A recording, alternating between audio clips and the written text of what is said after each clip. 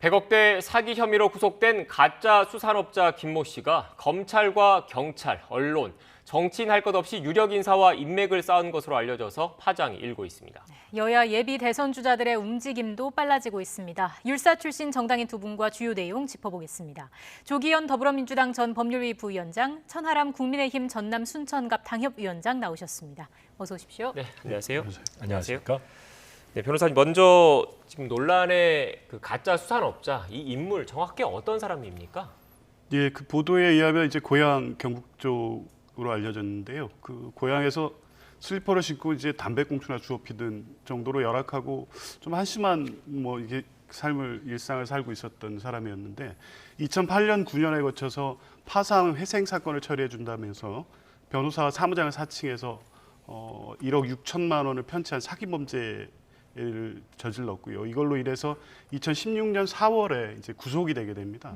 구속이 됐는데 그 구속된 교도소에서 당시에 야권 후보로 출마했다가 선거법 위반으로 구속돼 있던 송모 씨, 저 언론인 출신의 송모 씨를 만나게 됐고 그분을 통해서 이제 소개받은 여러 유력 인사들을 주변에 있다고 이제 과시해 가면서 이번에 문제가 된 수산업자 사기 사건까지 벌이게 된. 네, 변호사님 앞서 그 슬리퍼를 신고 뭐 이렇게 했다라는 그 부분은 일부 언론에 보도가 되긴 했지만 아직 확인된 내용은 아니라는 말씀을 좀 추가로 드리겠습니다. 네.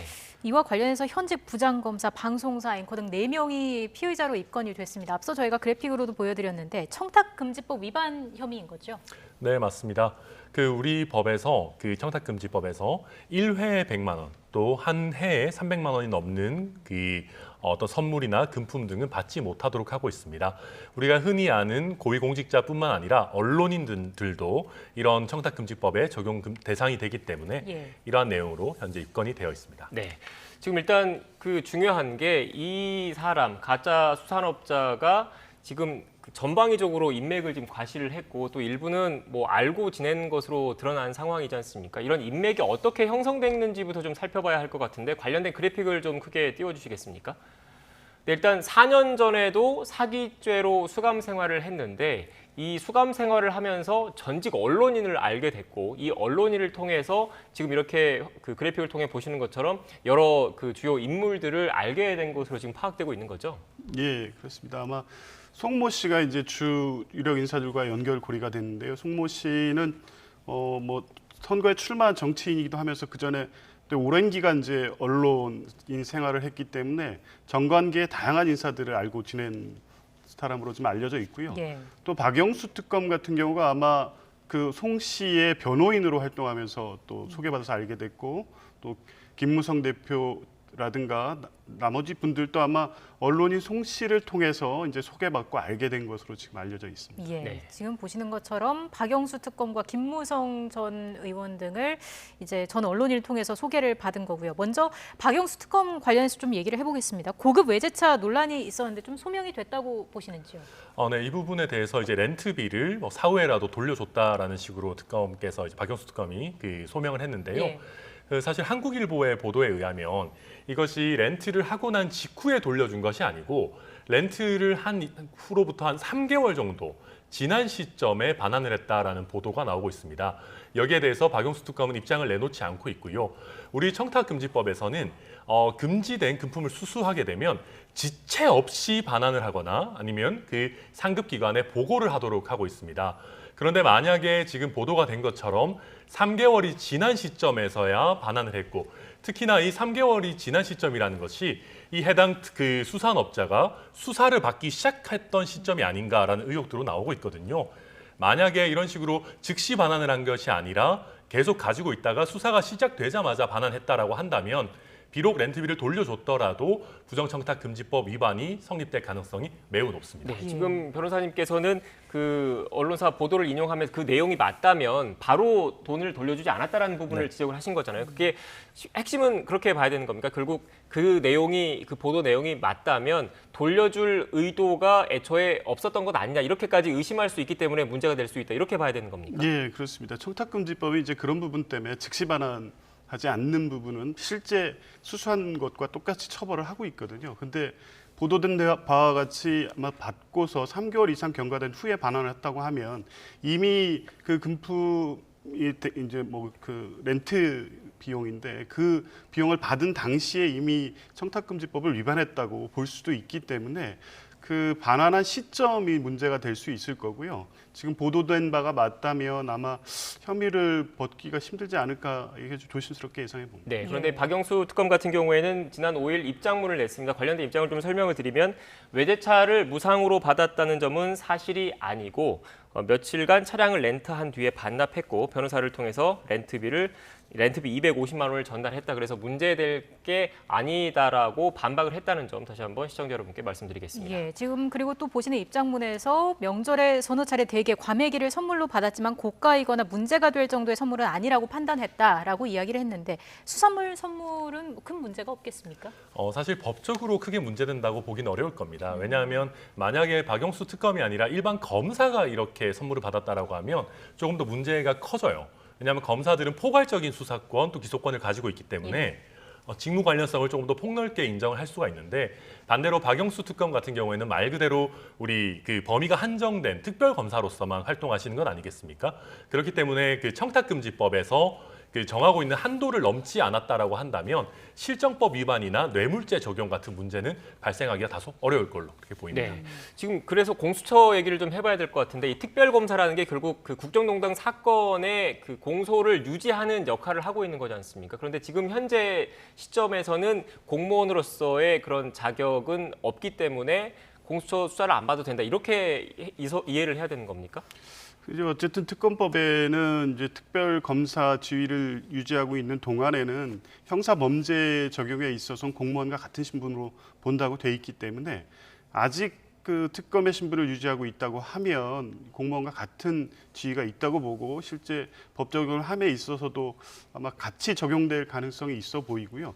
지금 박영수 특검 같은 경우에는 아직까지 아마 그 전 보건복지부 사건이 대법원 선고가 아직 나지 않은 사건이 있어서 특검의 신분을 유지하고 있는 것으로 알고 있습니다. 그러면 아마 법 적용에 있어서도 특검법에 정한 대로 공무원에 준하는 지위로 보고 법을 적용할 수 있게 될 것 같은데 이제 앞서 본 바와 같이 이제 청탁금지법이나 이런 부분에 법 적용 대상이 되느냐 이런 부분을 아마 이제 경찰 수사에서 밝혀진 다음에 적용을 할 때는 이제 그 부분에 대한 해석도 좀 의견이 달리 있을 수도 있을 것 같습니다. 네, 예. 그러니까 지금 우리가 일반적으로 알고 있기로는 뭐 박근혜 전 대통령을 비롯한 그 굵직한 국정농단 사건은 대부분 대법원 확정 판결이 난 상황이지만 일부 재판이 지금 유지가 되고 있기 때문에 공소 유지가 되는 거고 그 역할을 담당하고 있는 박영수 특검이 특별검사로서의 지위를 유지하고 있는 것으로 지금 알고 있다는 말씀이시고 이 부분은 또 추가로 네, 확인을 맞습니다. 해봐야겠네요. 네.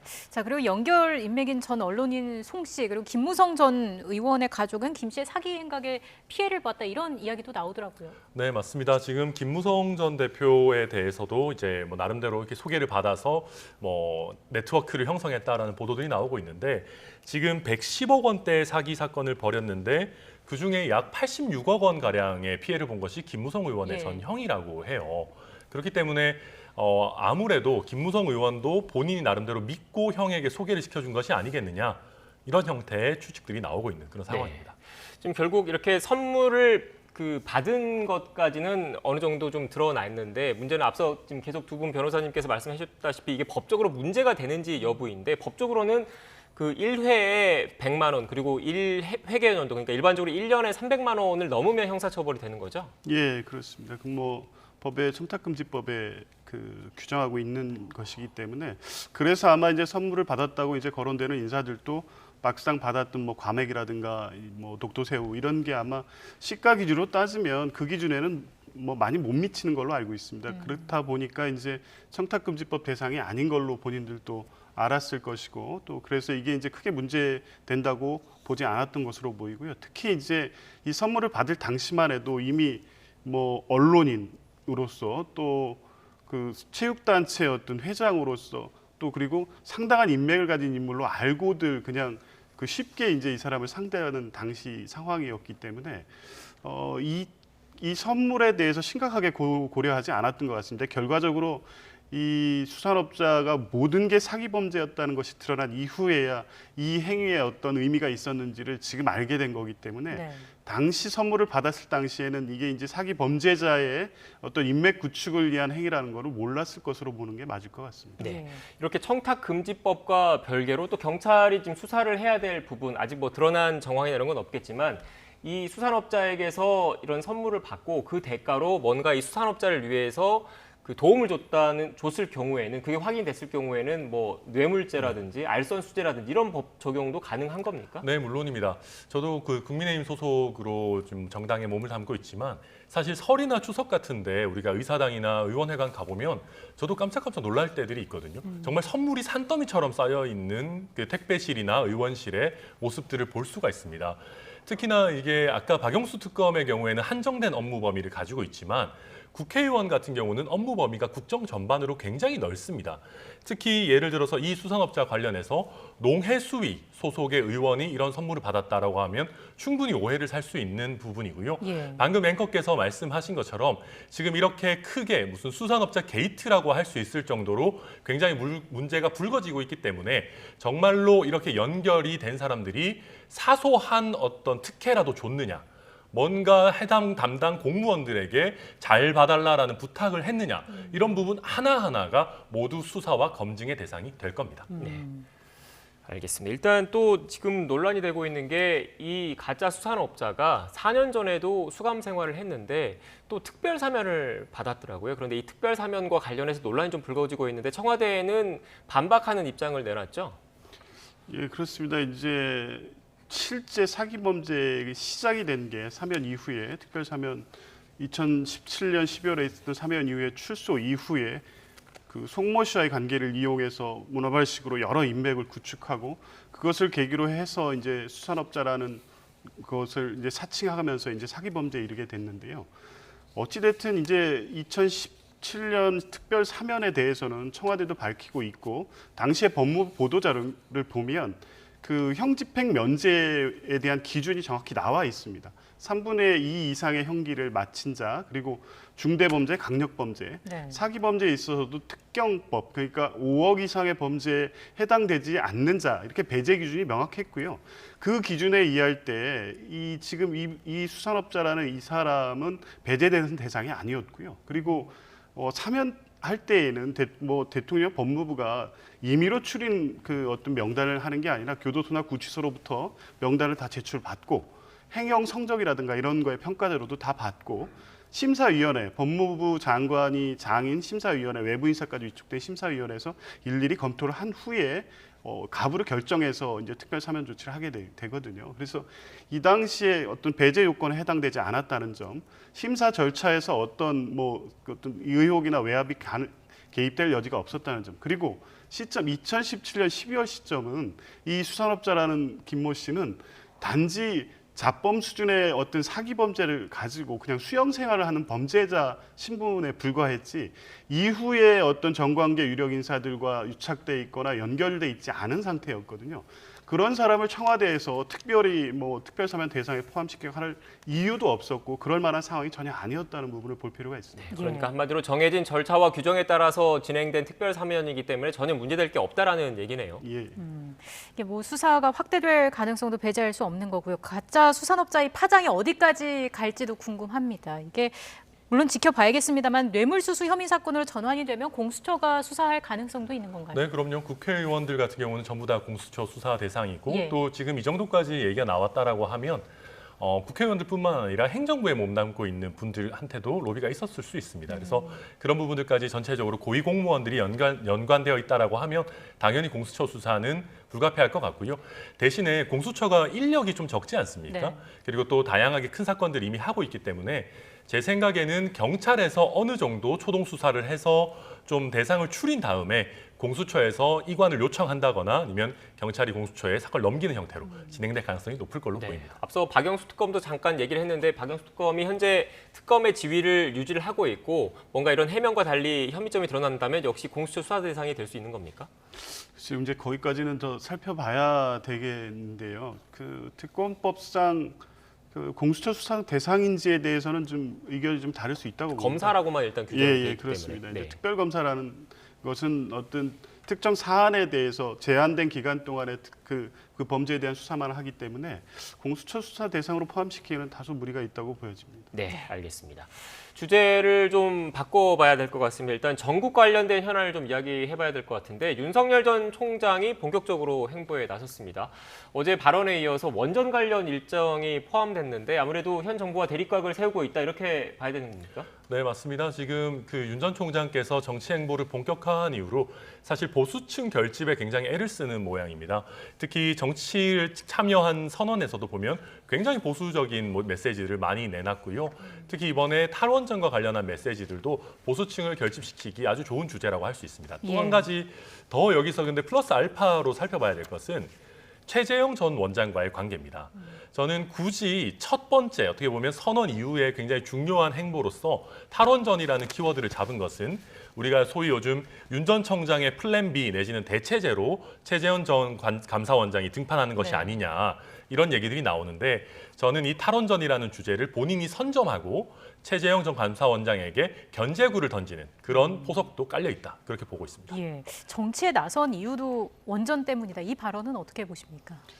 뭐 어찌됐든 본인이 이제 그 선언 대선 출마의 배경 중에 하나가 이제 현 정부에 대한 비판과 대립을 통해서 시작되고 그걸 통해서 대선 후보의 반열에 올랐기 때문에 뭐 가장 핵심적으로 검찰 개혁에 대한 어떤 반대 입장 그리고 원전 수사에 대해서 과정에서 발생했던 문제 등에 대해서 계속적으로 이슈를 제기할 것으로 뭐 예상은 됐는데요. 일단은 뭐 제가 보는 입장에서는 계속적으로 그 여전히 윤석열 전 총장이 던지는 메시지는 반문 외에는 비전이나 어떤 내용에 대한 것은 아직 없고 지금 말씀대로 전략적으로는 보수층을 강력하게 결집시켜서 그 지지율을 확고히 유지해 가면서 대세론을 무너뜨리지 않겠다는 전략적 의도로 보이긴 하는데 저희가 볼 때는 한계가 있어 보입니다. 뭐 계속적으로 지금 이제 비전이나 철학에 대한 부재에 대한 비판의 목소리가 계속 나오고 있는데 여전히 오늘 첫 행보도 안보 이슈라든가 보수층에 대한 강한 메시지 외에 새로운 어떤 비전에 대한 메시지가 없습니다. 그리고 향후 일정도 이제 뭐 윤석열이 듣는다 해서 듣기만 하겠다는 거거든요. 근데 지금 국민들이나 이제 이 중도층에서 바라보는 분들의 입장에서는 뭔가를 말을 좀 해달라. 그래서 평가할 수 있는 기준을 좀 제시해달라는 게 요구가 있지 않겠습니까? 그래서 지금 같은 행보로 계속적으로 지지율을 유지해 갈 수 있을지는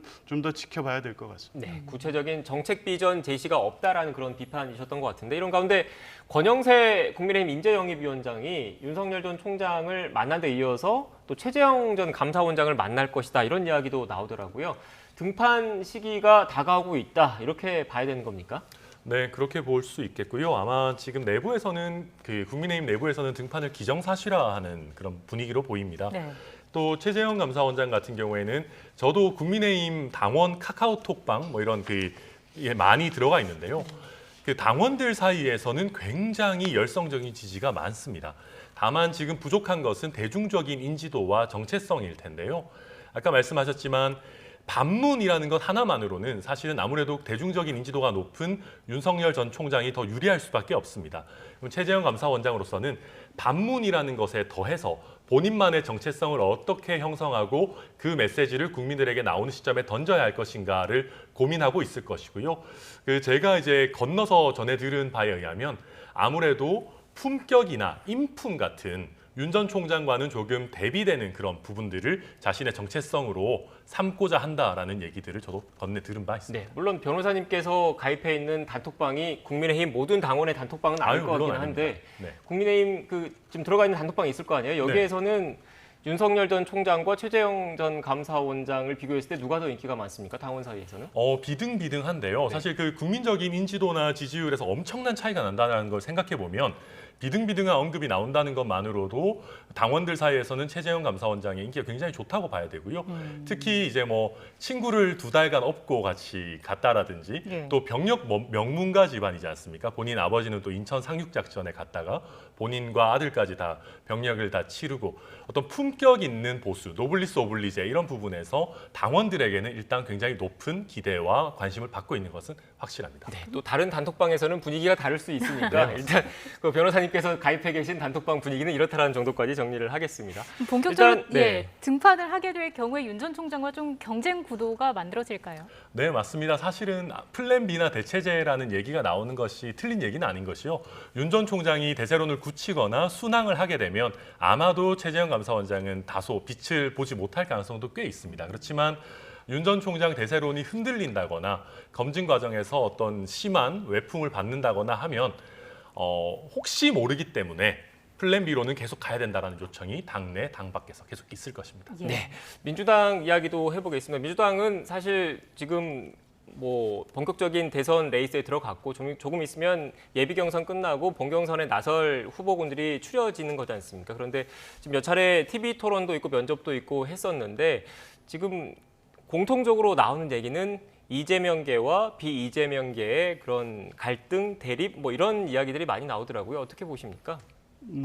그 후보들 간에 어떤 입장차가 뚜렷한 부분도 있고, 지금 사실 이제 컷오프 경쟁을 하고 있지만 사실 본선까지 계속 보면서 이제 전략적으로 일정이라든가 후보 간 그 연대에 대한 것을 계속 고민하고 계시기 때문에 아무래도 생각을 같이 하거나 또 현 정권에 같이 몸담았던 분들 사이에서는 뭐 압도적 1위를 달리고 있는 이재명 후보에 대한 견제에 대해서 여러 가지 고민이 있을 수밖에 없고요.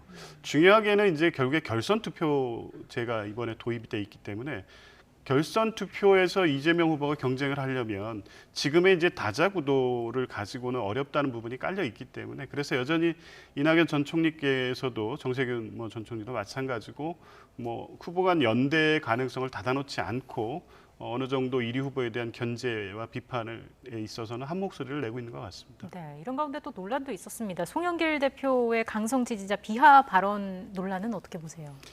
그러니까 이게 이제 지지자들 입장에서는 좀 불편한 얘기일 수밖에 없습니다. 왜냐하면 대깨문 이런 표현들이 사실은 우리 당의 열성 지지자들을 비판하는 소재로 쓸 때 계속 거론되는 것이거든요. 이 어원이 어떻게 형성돼 있든지 간에 현재 이제 사용될 때 있어서 부정적 이미지가 더 씌워져 있기 때문에 그것을 바로 인용한 것이 당원들 사이 또 다른 경선 주자들이 볼 때에도 적절했는지에 대한 문제 제기가 계속 되고는 있는데요.